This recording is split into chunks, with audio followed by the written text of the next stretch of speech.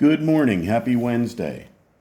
Well, as I look through my news feed, there are some interesting stories about how the different Democrats feel about Joe Biden.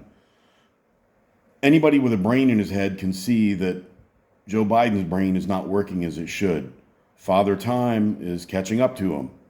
He is, glitching. He's forgetting what he's supposed to say. Doesn't seem to know where he is, but we all know that.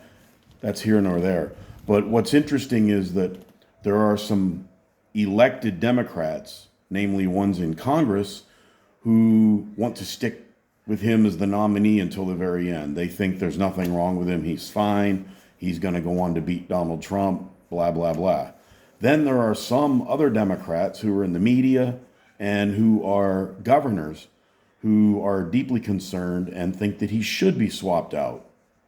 I find that dichotomy to be quite interesting.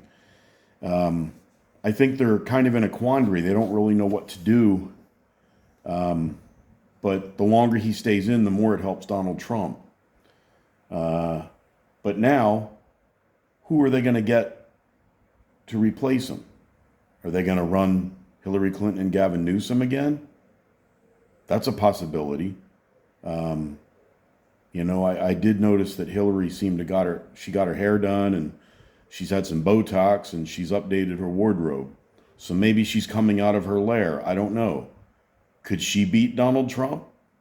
I don't know. There's probably a lot worse people they could run. But nevertheless, it's going to be interesting. The Republican convention starts in 5 days. Their cake is already baked. Donald Trump is the nominee. Everybody's speculating on who his VP choice will be, and that could be worth a video in itself. But I don't really know how the Democrats are going to go about doing this. Are they going to, the delegates who are supposed to be pledged to Biden, are they going to jump ship and vote to nominate somebody else? What about the super delegates? They used those before against Bernie so that Hillary could get the nomination in 2016. So I don't know. This can be some very interesting times coming up. But I just find the dichotomy interesting within the Democrat Party, how certain ones think that Joe Biden should be the nominee until the very end. Other ones, they're not so sure and they want him replaced. They've got to have some people. They got to have some arrows in their quiver. Another problem they have is Kamala Harris.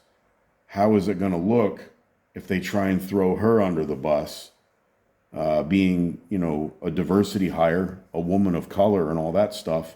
The party that is built on identity politics, that's not going to look very good, even though none of the people in their leadership really want her to be anywhere near the White House.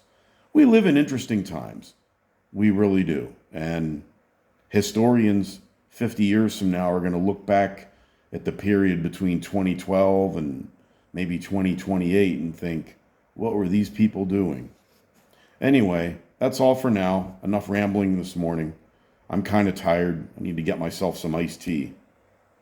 Cheers.